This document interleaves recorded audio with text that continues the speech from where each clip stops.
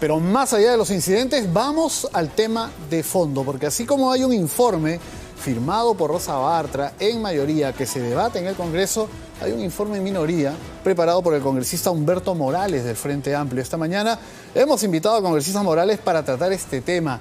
¿Qué es lo que trae su informe en minoría que no quiere discutir un sector del Congreso? Señor Morales, buenos días. Buenos días, Pedro. Buenos días, Siri. Lo que trae nuestro informe en minoría es algo que ellos no quieren ver. Por ejemplo, en el caso del tren eléctrico, el informe de mayoría habla sobre varios decretos de urgencia. Decretos de urgencia que han sido firmados, porque los decretos de urgencia alguien lo tiene que emitir. Lo ha emitido el señor García Pérez y por supuesto que ha sido refrendado por sus ministros del sector. Así dice la ley. Y cuando nosotros decimos de que esos decretos de urgencia son parte de todo un sistema, porque esa es la hipótesis con la que parte el informe de mayoría, parte de todo un sistema que ha hecho de que se festine el presupuesto nacional. Eso es lo que decimos. Y entonces, cuando se cita estos decretos de urgencia y no se analiza, y no se sindica a los que han firmado esto, estamos hablando de blindaje. Y lo hemos denunciado en todo momento en la comisión. Entonces, nos obligan a nosotros complementar ese informe. Y eso es lo que hemos hecho. Hemos presentado un informe en minoría donde citamos, analizamos los decretos de urgencia, lo correlacionamos con las visitas que ha hecho el señor Barata, que es el señor Oda, el señor Mamiri, a Palacio de Gobierno, a los ministerios. O sea, toda esta relación trae fechas correlativas que finalmente determinaban estos decretos de urgencia y terminaban en adendas que cambiaban presupuestos, reducían sistemas burocráticos, como el caso del SNIP, para que pueda proceder los proyectos que le interesaban. Y ojo, el Ejecutivo enviaba inclusive proyectos de ley declarativos que terminaban... Del segundo gobierno de Alan García. Por supuesto, estamos hablando del segundo gobierno. En el primer gobierno ya ha habido relaciones desde 1988 y ahí están sus relaciones con Odebrecht, eso está demostrado. Pero eso no es el tema de investigación. El tema de investigación es el segundo gobierno. Y entonces, si no colocamos en el informe en mayoría personas que han asumido responsabilidades en este país bajo esta hipótesis que no es mía, es la del informe en mayoría, no colocamos, estamos hablando de blindaje, porque se acusa a todos, menos a dos. Eso no es correcto. Vamos a ver justo el tema de los acusados, porque además hemos visto ayer que prácticamente ha sido una pelea, ¿no es cierto?, entre alocuciones de congresistas. Se ha suspendido el pleno, dicho sea de paso, por esto. Pero la pregunta es, ¿por qué, por ejemplo, también han incluido a todos estos personajes? Jorge del Castillo dice, a mí, yo he visto mi nombre en el informe de minoría, pero a mí nunca me citaron en la comisión. Sí, pero cosas así, por ejemplo, que nos puede explicar. ¿Y quiénes más han incluido ustedes? Que sería bueno decir. Bueno, mire, nosotros hemos incluido a todos aquellos que la ley dice que tienen responsabilidad. Y digo la ley dice, porque, fíjese, cuando se emitió este decreto de urgencia, hubieron varios ministros. Estuvo el señor Jorge del Castillo Gálvez, claro, fue ministro. La ley dice de que los ministros son responsables, así dice el artículo 123 de la Constitución y el reglamento del Poder Ejecutivo, dice que los ministros son responsables de todos los documentos que refrendan y son solidariamente responsables entre ellos si es que hay algún tipo de delito que eso conlleve. Eso es lo que dice la ley.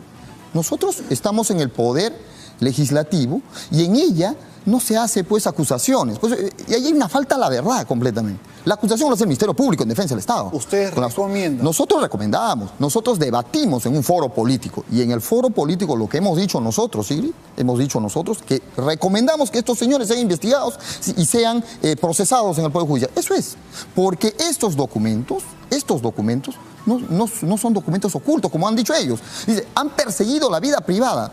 ¿Vida privada de quién? Los decretos de urgencia no son vida privada de nadie. Vamos a explicarlo un poquito porque no toda la audiencia está al tanto de los pormenores del caso Lama Jato. Usted decía hace un instante, aquí se ha blindado a dos personas. ¿Quiénes serían esas dos personas? No he dicho solo a dos, sino digamos a dos. Los principales. Claro, los principales, Keiko Fujimori y Alan García. En el caso de Alan García, yo escuchaba al señor Mauricio Müller, pero también a otras personas decir que en la comisión Lava Jato, Víctor Andrés García Belaunde, que es de Acción Popular, pidió incluir a Alan García y que usted no votó. Usted se abstuvo, se retiró, no participó. Voté en abstención. Ahora usted nos cuenta. Y luego usted se abstuvo, no entró al debate, no luchó porque se incluya, es lo que ellos dicen. Y luego viene con este informe en minoría que lo que quiere es responsabilizar a García, a Keiko y otros actores políticos. ¿Qué tendría que decir? Mire, la posición con la cual entra Víctor Andrés García luego ya del proceso que nosotros íbamos denunciando, que queríamos que se coloque al señor García Pérez, lo dije en la comisión, lo dije afuera, en los medios. Se dan cuenta de que hay una cierta tendencia a nivel nacional y que empiezan a decir que hay un blindaje a Alan García, ese término lo utilizaron más los medios. Ellos colocan una recomendación. Piden que sea, Víctor Andrés pide que haya una recomendación. La recomendación era sobre la persecución, digamos, recomendar al Ministerio Público que investigue delitos que en ese momento, a juicio del equipo de comisión, eran delitos prescritos. ¿Ya? Y esos delitos prescritos debían ser perseguidos por el Ministerio Público. Nosotros vimos el escenario siguiente. Estábamos 3-3, porque en ese momento la señora Marisol Espinosa ya no pertenecía a la comisión. Se quería recomendar algo que en el contenido del informe no había, porque lo sacaron todos, si ustedes verifican, ahí está el informe. No existía, se quería recomendar eso, algo que no existía en la conclusión.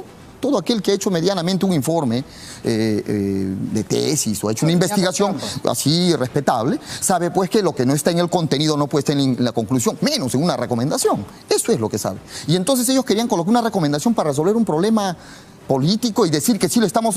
No. Y entonces nosotros nos abstuvimos, pero dijimos lo siguiente.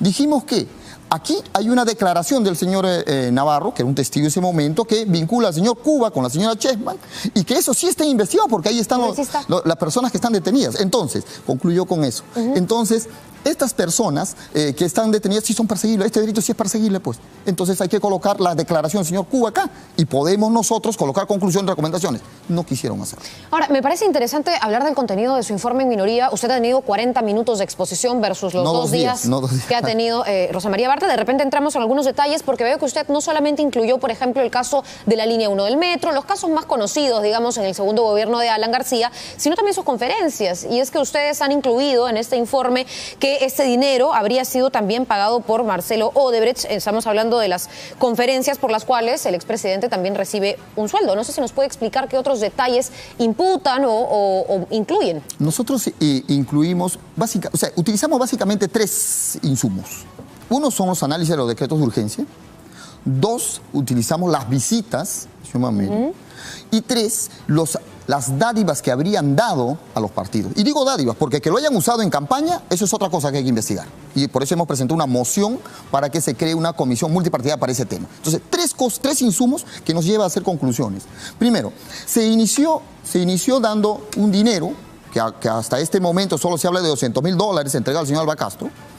Ese dinero, que eso es parte del Ministerio Público y es público también, ha generado todo un conjunto de posteriores acciones. Y una de las acciones más resaltantes, y está en el informe, y que concuerda con la declaración del señor Cuba, es que se crea una comisión investigadora para el tema del señor, para el tema de la empresa Odebrecht. Se crea una comisión investigadora. ¿Quién lo encabeza? Que finalmente hace el informe, el señor Pastor. Ese informe, y si usted lee el diario de debates, que también está en el informe, y que el propio informe dice de que no deberían ser tan mezquinos con Odebrecht. Deberían inclusive incrementar los presupuestos para que estas empresas contraten con nosotros. O sea, las obras deberían valer más. ¿En qué año fue eso? Estamos hablando del 2008, en octubre de 2008. Entonces, ese documento, por ejemplo, es clave para poder analizar lo posterior. Sale ese informe de Pastor. ¿Qué cosa genera? Leyes declarativas citando ese informe. Luego vienen esas leyes declarativas, salen los decretos de urgencia. Decretos de urgencia que citan informes y se citan leyes declarativas. Todo eso. Por supuesto. Y las leyes declarativas no son para cualquier obra, son para las obras que le interesan a Odebrecht. Finalmente, estos decretos de urgencia constitucionalmente debieron, y reglamentariamente, porque el reglamento lo ordena, debieron tener dictamen en la Comisión de Constitución y Reglamento. Así lo dice. Así dice la ley, los obliga que tenga que tener un dictamen. Ahora, sobre el otro dato, congresista, no me ha respondido. Sí, porque después me imagino lo vinculan con los 2 millones de soles que recibió Alan García por conferencias. Pero lo que quiero es dar el enfoque general. En los decretos de urgencia tenía que definitivamente haber una opinión de la comisión, a favor o en contra, con votación. Y ahí están los procedimientos. Pero ¿qué cosa ha ocurrido? No ha tenido dictamen. Los 27, por lo menos las que hemos investigado, no sé si habrá más, porque fueron 383, pero 27 son las que están directamente vinculados a esto.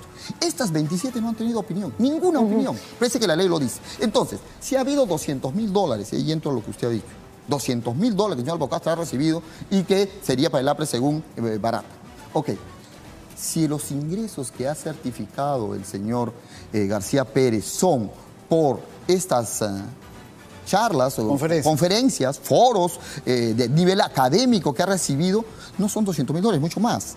Y entonces, ¿cuál es la vinculación que tienen? Ellos dicen, no teníamos ninguna vinculación. Por supuesto que la tenían, desde 1988. Y ahí está ese dinero que tiene que ser justificado. Seguramente el Ministerio Público lo tendrá que investigar mucho más profundo. Nosotros estamos en un foro político, por eso que... Pero lo han incluido. Por eso lo hemos incluido porque es parte de la investigación que recomendamos debiera dar. Eso respecto de la situación del expresidente Alan García desde la perspectiva de ustedes, pero respecto de Keiko Fujimori, ¿qué es lo que distinguiría de lo poco en realidad que ha planteado la Comisión Lavajato? Porque es una comisión creada, según la señora Rosa Bartra y otras voces, para investigar contratos, concesiones, y claro, se ha privilegiado a quienes han estado en el gobierno. La señora Keiko Fujimori no ha estado en el gobierno, no ha sido autoridad desde esa perspectiva, pero imagino que usted tiene algo que responder. Por supuesto.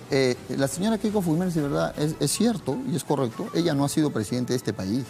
Sin embargo, ella ha sido una parlamentaria, pero no cualquier parlamentaria. Era jefe de una bancada, decir el señor Rayardo. Y ahí está el diario de Debates, cuando se empieza a discutir este documento, que es la madre del cordero con la cual inicia este informe que lo levanta el señor Pastor, el señor Rayardo y el señor Serna, que ya había hecho una investigación, acusa, y el señor Rayardo acusa directamente a la bancada fujimorista. Y les dice, señores, que no han controlado esto y les dice además que no han sido capaces de hacer una investigación mucho más profunda que ellos están presentando o no quieren verlo. Digamos, ya en el caso de esta comisión se ve un poco las extensiones de los presupuestos que se asignan a Odebrecht. Por supuesto, ya. Y se estaba, y además en ese informe se estaba diciendo de que deberían dar más presupuesto para esos temas. Ok, pero eso es un tema mucho más profundo. Lo que quería entrar con la señora Keiko Fujimori es que al ser representante de esto y bajo la hipótesis de que aquí se ha legalizado la acción, necesitaban del Poder Legislativo. Y el Poder Legislativo, a decir, no solo de este parlamentario, de decir Rayardo y otros del que están en el diario de Debates, es que ellos han actuado confabuladamente. Son elementos congresistas morales, son elementos interesantes. Nosotros también vamos a convocar aquí a representantes de la APRA y del Fujimorismo para que respondan estos temas que sin duda están en la discusión, para que dentro de lo que es el debate de las conclusiones de la Comisión Lavajato, este tema que en minoría usted ha presentado pueda ser respondido y pueda ser eventualmente aclarado si acaso existen las razones para ello. Muchísimas gracias. Estaremos atentos a este tema. Muchos nos dicen, ¿y por qué no se ocupan? Claro que nos estamos ocupando del tema. Hemos tenido varios reportes a lo largo hoy del noticiero y también en días anteriores.